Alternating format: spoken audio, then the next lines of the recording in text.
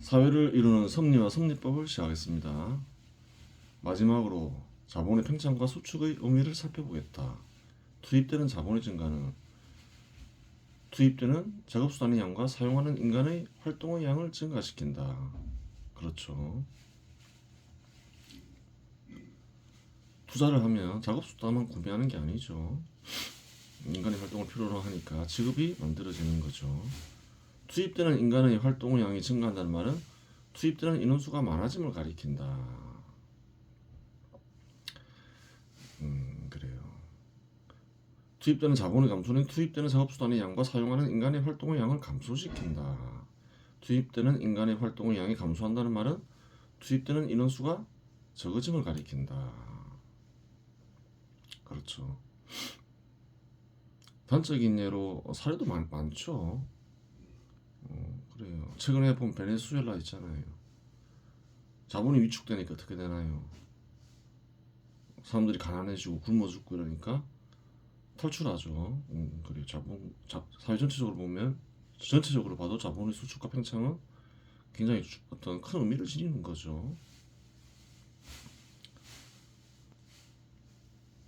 그래요. 자본이 또 인구를 결정하죠. 사람들이 그 인구를 결정하는 결정적인 요인이 되죠. 직업이 있어야지 사람들이 살 수가 있잖아요.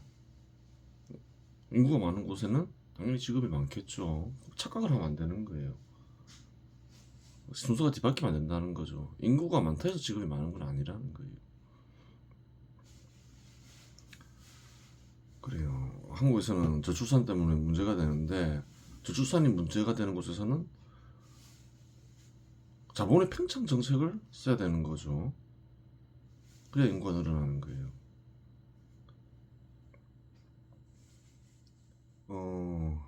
인구의 결정적인 요인은 또 뭐가 있나요?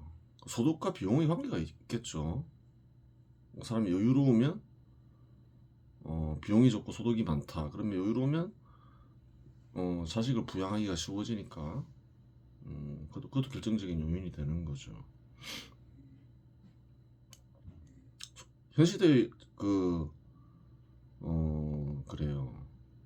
소득은 과거 한국의 소득보다 훨씬 높죠.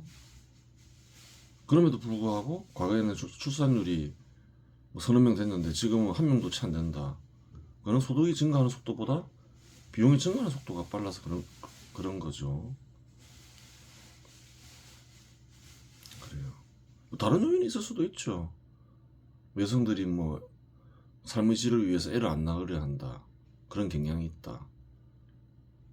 뭐 그것도 전혀 무관하진 않겠죠. 소득과 비용 무관하진 않겠지만 그래요. 그런 어떤 생각의 변화. 그런데 그러한 것은 정부가 뭐 어떻게 할 수가 없는 거죠. 정부가 할 수 있는 거는 그래요. 자본의 팽창 정책, 그 다음에 비용 감소 정책, 또 사실은 정부의 역할이 사회 전체적인 비용을 감소시키는 거죠. 그걸 잘 알아야 된다는 거예요. 그래도 그렇게 함에도 불구하고 감소한다. 그건 어쩔 수가 없는 거예요. 그건 어떤 시대적인 조류가 있는 거고, 그렇게 했음에도 불구하고 감소한다면 그것은 뭐 더 좋아지기 위해서 그런 현상이 발생하는 거죠. 그래요. 소득의 분화 원리. 한국동에서 베테랑 근로자가 조선동에 스카우트 되었다가 다시 돌아왔다는 이야기는 한국동에서 이미 소문이 다 났다. 앞에서 얘기했죠. 한 동네에서 자체적으로 생산해 보려고. 이러한 소문은 장인, 건설업자, 의료업자, 상인, 금융업자를 긴장하게 만들었다. 그렇죠. 근로자들을 빼내가면 사업에 위협이 될 수 있잖아요. 새로운 사업체가 생기고 그러면. 장인의 기술은 배우기가 어렵고, 그렇죠. 뭐 굉장히 전문적이죠. 철을 추출해내고 가공하는 거는 처음에는 그랬겠죠. 지금도 마찬가지죠. 이거 아마 안 배우고 안 익히면 할 수가 없는 거죠. 장인 역시 분업을 통해 한 사람의 모든 일을 알 수 없게 조치를 취했다. 장인은 고용한 사람들을 두 부류로 나누었다. 철광석을 채취하여 철광석으로부터 철을 추출하는 채취부와 채취한 철을 가공하는 제조부로 나누었다. 이는 생산성을 높이기 위한 목적도 있었지만 채취부에서 일하는 근로자는 제조부의 일을 모르게 하고 제조부에서 일하는 근로자는 채취부의 일을 모르게 하기 위해서였다. 하지만 채취부에서 일하는 직원과 제조부에서 일하는 직원을 동시에 스카우트하여 연구하면 장인의 기술 역시 알 수 있었다. 동시에 해가 스카우트해서 연구하다 보면 알 수도 있겠죠. 보통 이제 가공을 하는 기업들 현 시대에서 인건비만 있는 게 아니죠. 그래요. 뭐가 있나요? 요즘에는 구매를 많이 하죠. 제조업체에서 뭐 원료 같은 거 구매해서 쓰잖아요. 또 원료를 구매하는 업체는 어떻게 하나요? 작업 도구 같은 걸 또 구매하죠.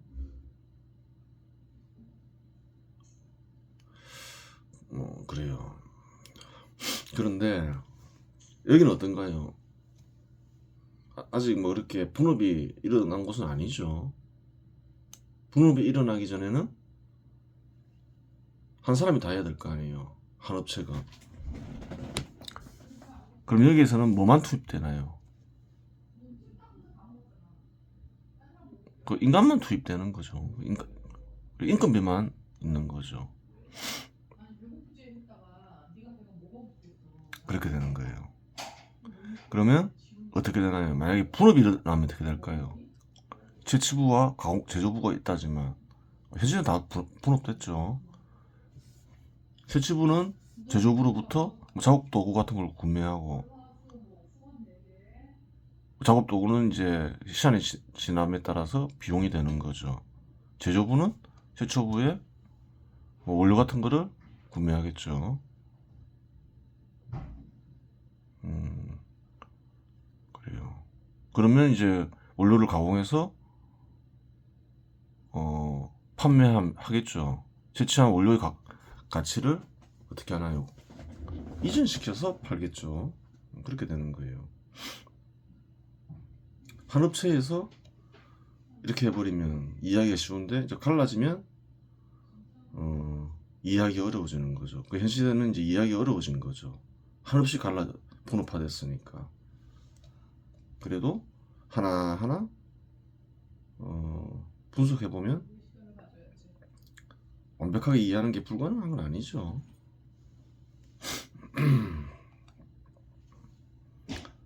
장인은 근로자들의 급여를 올려주기로 했다. 그렇죠. 딴 사람들이 장인의 기술을 알게 되면 큰일이잖아요. 이익의 절반을 급여로 지출하기로 결정하였다고 가정하자.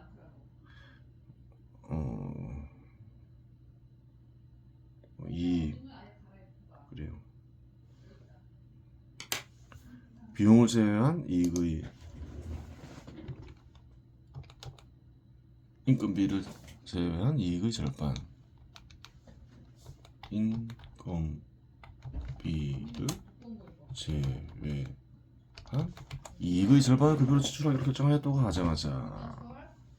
그러한 가정이 가능하냐 따져봐야 되죠. 기업이 안정적으로 운영되면 어느 정도 규모가 있어야 되겠죠. 어느 정도 규모가 있는 기업이 안정적으로 운영되면 판매 금액 중 작업 수단에 투입된 비용을 공제하고 남은 금액은 인건비와 이윤으로 분할된다. 그렇죠. 분할되는 과정에서 일정 비율이 발생하는 현상이 관찰되는데 비율을 발생시키는 요인으로는 투자를 위한 준비금, 만일 사태를 대비한 예비금 배당이 있다. 이러한 요인들이 비율에 미치는 영향은 매우 전문적인 영역으로 여기서 다루지 않는다. 어떤 이들은 기업에서 발생하는 이익을 다 똑같이 나누어야 된다. 이런 주장도 하고 막 그러는데 잘못된 것이긴 한데 기본적으로 분할되는 원인에는 여러 가지가 있을 수 있어요. 누구 한 사람이 왕창 먹기 위해서 그런다. 건 좀 잘 뭐 약간 선동하기 위해서 그런 건데, 기업이 운영하다 보면 안 좋은 일이 발생할 수 있잖아요. 예비금을 마련해야 되고 대비도 해야 되는 거죠. 개인이 가정이 저축하는 것과 크게 다르지 않다는 거예요. 또 사업하는 이는 뭔가요? 사업을 통해서 이익을 얻기 위해서 하는 거죠. 또 배당도 요인이 될 것이고, 또 투자를 하잖아요. 이익을 내기 위해서. 또 투자를 위한 준비금 이런 것도 요인이 되는 거죠. 그런 요인들로 인해서 분할이 돼요. 뷰리 발견되겠죠. 규모가 작으면 어떤가요? 그런 건 좀 그래요. 따질 수가 없는 거죠. 규모가 있을 때 그렇다는 거예요. 어느 정도 규모가 있어야지 비율이 발생하느냐, 그것도 이런 요인들이 영향을 미치느냐, 그것도 이제 연구의 대상인 거죠. 어떤 사람이 한 명을 고용해요. 한 명만 고용해요. 예를 들어서 집안일 시키기 위해서.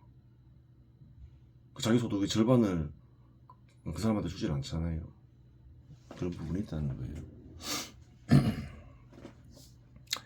그래요. 급여가 충분해야 스카우트의 유학에서 벗어날 수 있고 책장을 그만두고 농사 지을 생각을 안 할 것이기 때문이다.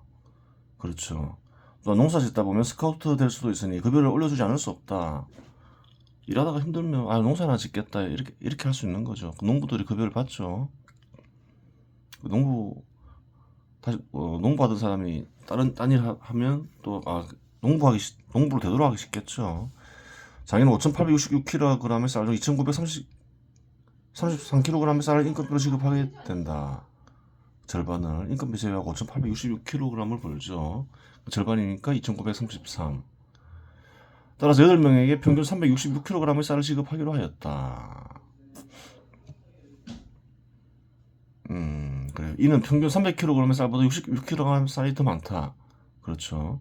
하지만 모두가 기술이나 숙련도가 같지 않다. 오래 일한 이들은 기술과 숙련도가 높지만 들어온 지 얼마 안 된 이들은 기술과 숙련도가 높지 않았다. 그리하여 기술과 숙련도가 높은 4명의 급여를 450kg으로 결정하였고, 아직 기술이 미숙하고 배우면서 일하고 있는 4명의 급여는 인상하지 않았다. 이 사람들이 떠나면 큰일 나니까 충분히 가정을 이룰 수 있고 여유 있게 살 수 있게 해야 되죠. 또 충분히 기술이 미숙하고 그러면 뭐 떠나도 큰 상관은 없는 거죠. 인상하지 않았다는 거예요. 또 배우는데 그래요. 뭐 너무 많이 줄 필요도 없잖아요. 어느 정도 충분한 생활이 가능하게만 하면 되잖아요. 그래도 이들이 이제 기술이 익히면 이제 충분하게 받게 되는 거죠. 현실에서 통상적으로 이런 식으로 일어나는 거죠. 이 급여는 농부 3그룹에 속한 이들이 쌀 수확량 368kg보다 18kg이 적어 거의 차이가 나지 않는다.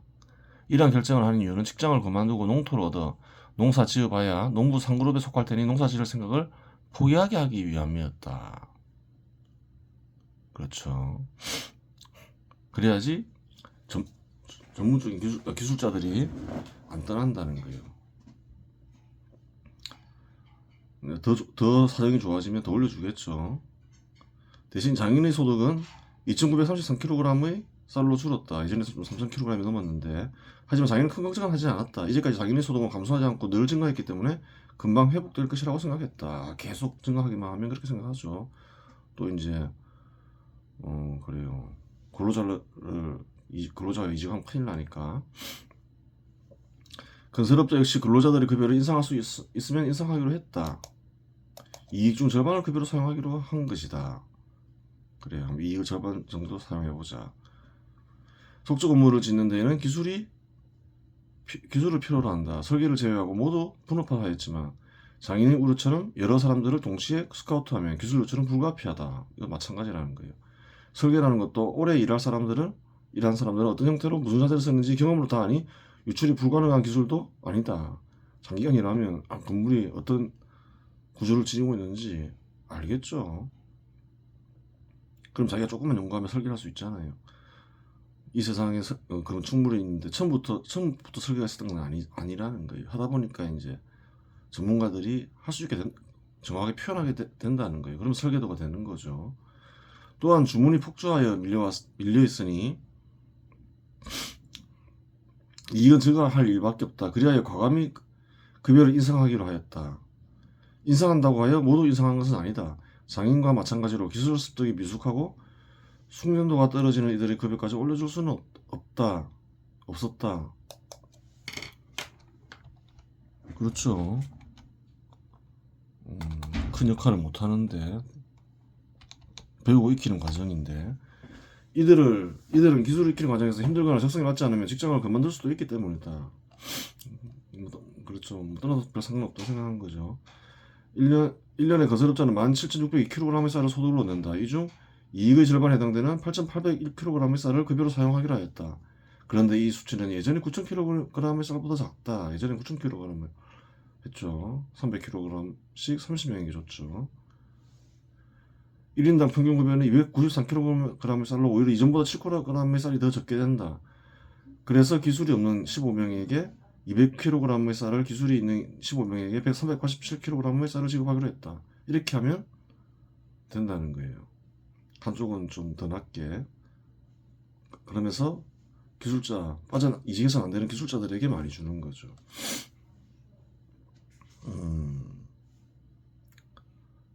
그런데 잘 보면 여기서 한 가지 봐야 되는 거죠. 인건비는 어떤가요? 인건비가 결정되는 방식과 임금이 결정되는 방식은 다르다는 거예요. 비율이 발견되는 경우, 통상 비율이 발견된다 했죠. 인건비로 지급되는 거는 건설업자가 훨씬 크죠. 그런데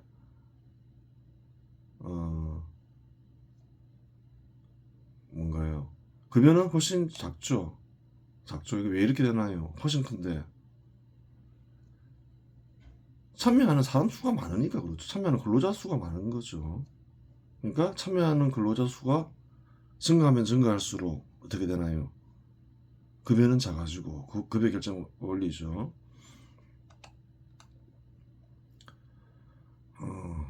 작업순환을 제외하고 얻은 금액이, 소득이, 기업 소득이 영업 소득이라 할 수도 있죠. 크면 클수록 급여는 커진다. 그렇게 되는 거예요.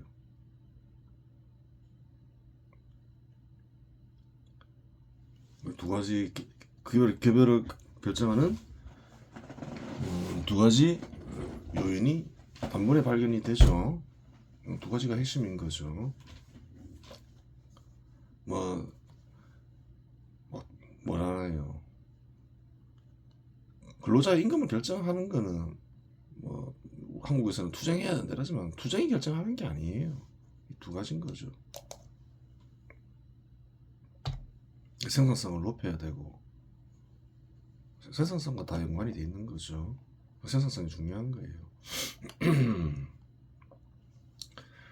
아무리 투쟁해도 줄 돈이 없는데 어떻게 올라가겠냐는 거예요. 건설업자 역시 근로자들이 급여를 인상할 수 있으면 인상하기로 했다.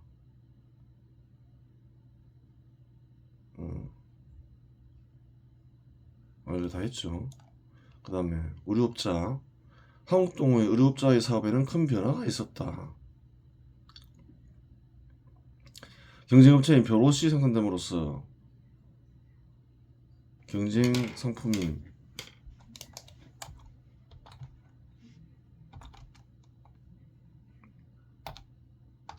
벼롯이 다른 동네에서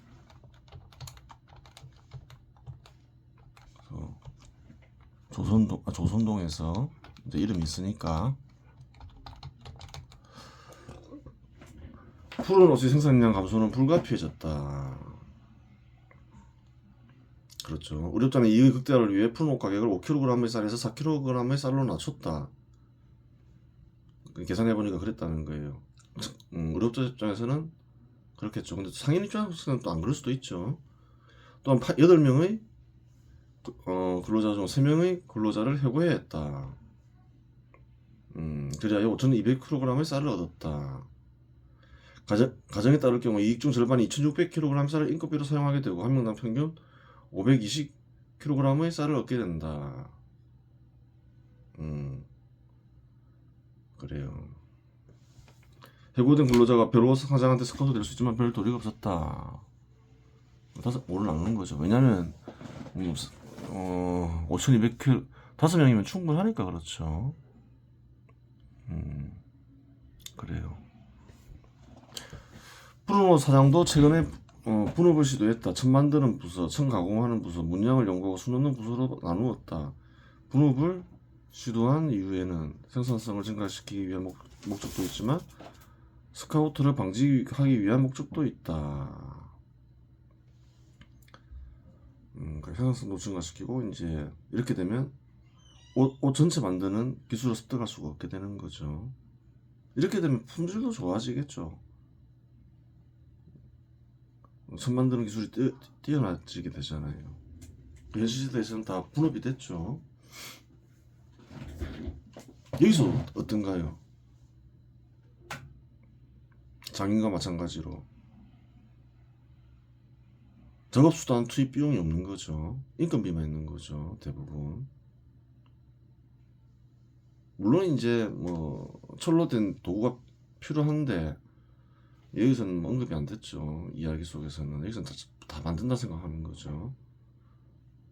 다 만들 경우에는 이제 활동만 들어가게 되는 거죠. 인간의.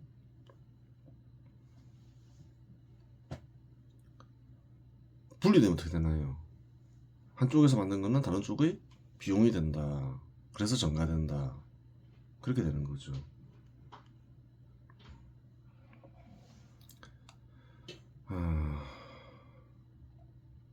목축업자 역시 이번 사건을 계기로 근로자의 급여를 올려야겠다고 생각했고 인건비 중 절반을 급여로 사용하기로 결정하였다. 그래요. 당사자니까 더 그렇겠죠.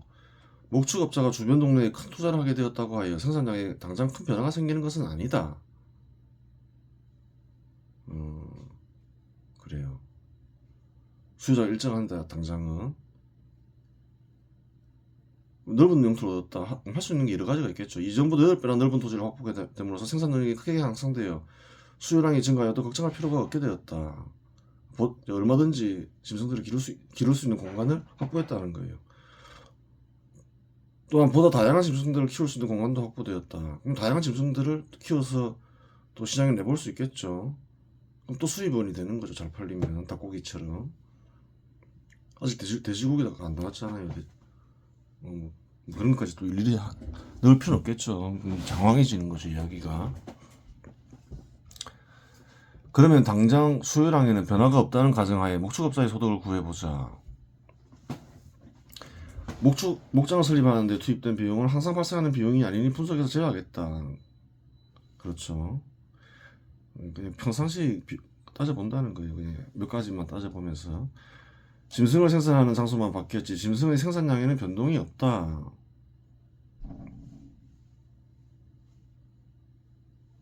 목장을 설립하는데 투입된 비용이 다 비용인 건 손해인 건 아니죠. 예전에 말했죠. 투입해서 목장을 만들면 목장이라는 자본이 생기잖아요. 비용이 목장으로 옮겨간 거죠. 예를 들어 석조 건물을 지었다. 목장을 설립하는 과정에서 목장 3,000kg 쌀이 들어갔으면 비용이 썼으니까 손해냐? 그게 아니라는 거예요. 3,000kg 쌀에 해당하는 석조 건물이 있잖아요. 짐승을 생산하는 장소만 바뀌었지 짐승의 생산량에는 변동이 없다. 따라서 판매량에도 변동이 없다. 소고기, 닭고기, 쌀, 말, 쌀과 교환하여 5,070, 4,059, 12,000kg 쌀을 얻었다. 또한 소수레와 개수레를 대여해 사용을 받아 2,400kg의 쌀, 720kg의 쌀을 얻었다. 개수레를 1년간 대여하면 360kg이죠. 근데 쌀농주인이 개수레를 대여해 개수레는 2대가 대여되었다 말했죠.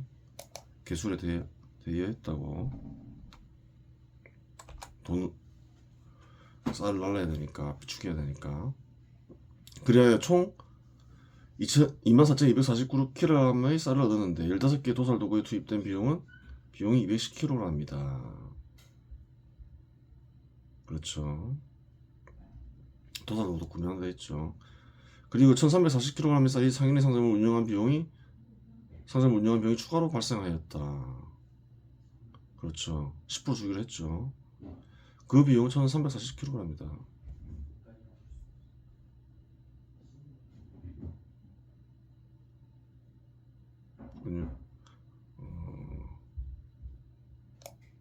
추가로 발생했다.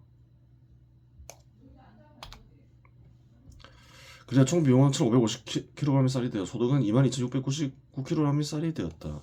이 중 절반의 쌀을 인건비로 투입하면 11,350kg의 쌀을 투입하게 된다. 근로자는 15명이니 한 명당 757kg의 쌀을 얻게 된다. 그래요. 앞에서 건설업자는 8,000kg 이상을 벌었지만 근로자 명이 받는 건 387kg인데 목축업자 근로자는 757kg를 받게 되죠. 그 이유는 그래요. 사람 수에 있는 거죠. 큰 차이가 안 나니까. 그래요. 새로운 기업 소유자인 살롱 주인의 사정을 살펴보도록 하자. 살롱 주인은 주막과 성매매를 통해서 소득을 얻는다. 이어 주막을 통해 얻는 소득은 분석의 편의를 위해 제외한다. 그래요. 주막도 넣으면 또 커지겠죠. 하여튼 뭐 너무 또 이해하는 어려운 게 없으니까 뭐 빼도 상관없죠. 조건에 따르면 한 명의 여성이 성매매를 하여 한 달에 100kg의 쌀을 얻는다. 가정이 그렇다는 거죠. 이 중 50kg의 쌀은 살롱의 수입이 되고 나머지 50kg의 쌀은 살롱의 수입이 된다. 근로자의 살롱 수입도 그렇죠. 근로자의 수입이 되죠. 성과급을 하기로 했죠. 근로자가 10명이니 한 달에 1000kg의 쌀을 근로자의 성매매를 통해 얻고 100kg 받으니까 한 명에게 1년에 12,000kg의 쌀을 얻게 된다. 12달이니까.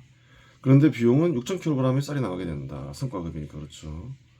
살롱 주인은 금융업자로부터 대여받은 쌀을 모두 갚자 여성 근로자들이 이직을 방지하기 위해 급여를 올려주기로 하는데 1년이면 감도했죠. 수입의 절반인 3,000kg의 쌀을 인건비로 사용하기로 결정한다.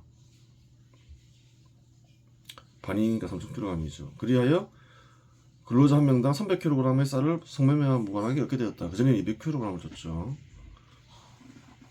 300kg를 올려줬다는 거예요. 절반 줬다는 거예요. 그리하여 이전보다 100kg의 쌀이 인상되었다. 3,000kg의 쌀이 살롱의 소득인데 살롱 주인은 전체 소득은 아니죠. 목축업자랑 계약한 게 있으니까 목축업자와의 계약으로 인해 600kg의 쌀을 목축업자에게 배당으로 지급하고 그렇죠. 순수한 살롱 주인의 소득은 2,400kg의 쌀이 되었다. 그래요. 근데 실제로는 더 크겠죠. 주막 소득은 뺐으니까.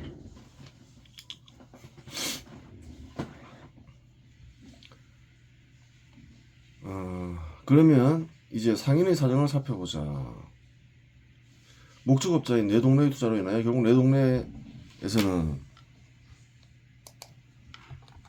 동물들이 직접 생산되게 돼요.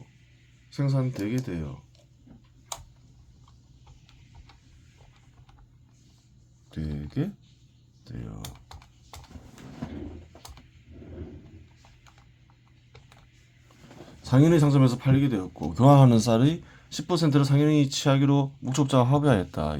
이전에 상인은 이런 소고기, 닭고기, 말을 쌀과 교환하여 이렇게 얻었죠. 하지만 이제 한국동과 동일하게 거래하여 작아지는 거죠. 옛날에는 이익을 붙여서 팔았는데 그래요. 3,000kg의 쌀, 2,400kg 쌀, 8,000kg 쌀을 얻어 13,400kg 쌀을 얻었다. 그래요. 이익과 비용을 합친 거죠. 그전에는. 이 중 10%가 상인의 몫이니 상인의 몫은 1,340kg의 쌀이 된다. 다른 것들에는 큰 변화가 없다. 그렇죠. 이쪽만 변한 거죠. 그래요. 푸른옷 가격이 옷이나 이런 다 옷에도 좀 변화가 있었죠. 푸른옷 가격이 5kg 쌀에서 4kg 쌀로 인하되었지만 상인은 가격을 인하하지 않았다. 그래요.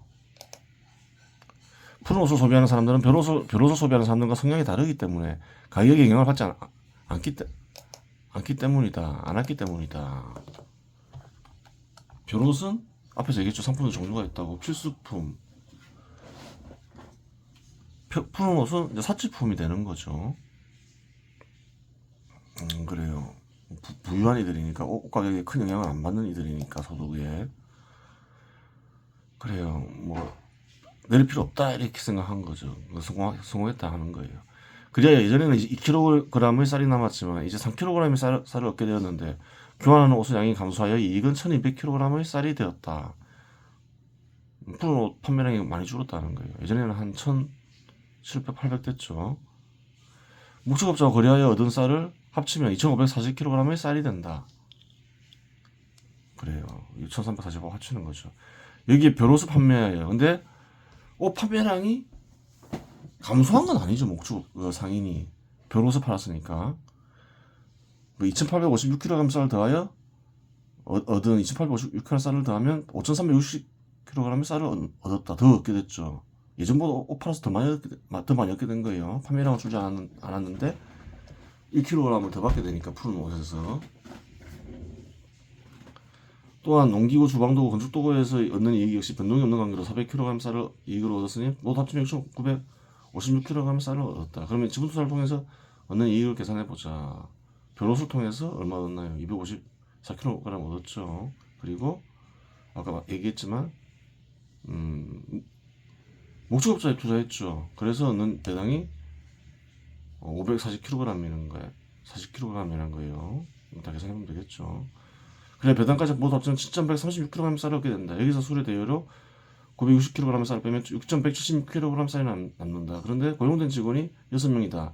예전보다 더 수익이 많아진 관계로 급여를 올려도 무방하다. 하지만 여기는 직접 하는 사업과는 무관한 지분이익까지 포함되어 있으니 지분이익을 빼면 5,636kg 쌀이 된다. 지분을 빼고 계산을 해야 되는 거죠. 지분이 있을 수도 있고 없을 수도 있고 비율 형성해서 빼야 된다는 거예요. 앞의 가정에 따를 경우 이익 중 절반을 급여로 지급할 경우 2,818kg의 쌀을 급여로 지급하게 된다. 이 나누기 하면 되죠. 따라서 6명의 근로자는 1년에 평균 470kg의 쌀을 급여로 받게 된다. 임금률 2,818kg밖에 안 되지만 건설업 근로자보다 훨씬 많죠. 평균적으로 그런 거죠. 이것도 좀 나누면 더 큰 소득을 얻는 이가 있겠죠. 기술자와 기술 배우는 이와 2인 이상 사업체 참여자 소득 순위표 만들어 볼 수 있겠죠. 그리고 생각해 볼 수가 있는 거예요. 이 숫자까지 넣어 놓으시면 더 좋겠죠. 그러면 이제 명확하게 급여가 어떻게 결정되는가 알 수 있는 거죠. 목축업자가 1등이죠. 건설업자, 장인, 의료업자, 살롱 주인 이렇게 쭉 되는 거예요. 목축업자가 1등인데 목장 근로자가 2등이죠. 살롱 근로자는 이제 성과급이니까 있으니 그렇다 치고 건설업자 근로자는 소득이 8,800인데 또 그 임금비도 굉장히 큰데 건설 근로자는 293밖에 안 되죠. 2등임에도 불구하고 일치하지 않는 거예요. 임금비 규모하고 급여하고 일치하지 않는 거예요. 장인 2,933 일치하지 않는 거는 뭐 아까 설명했죠. 장인은 2,933 3등인데 장인 근로자는 이렇게 하고 그렇죠. 의료업자는 2,600인데 의료업 종사자는 525일 위죠. 아주 그 위 큰 위는 아니고 살롱주인은 2,400인데 살롱 근로자는 900이 확 1등이죠. 살롱 주인은 꼴등인데 성과급이 있어서 그렇고 그래요. 일치하지 않아요. 일치하지 않는다는 사실을 왜 일치하지 않게 하는가 그래요. 알 수 있죠. 이번 시간에서 마치겠습니다.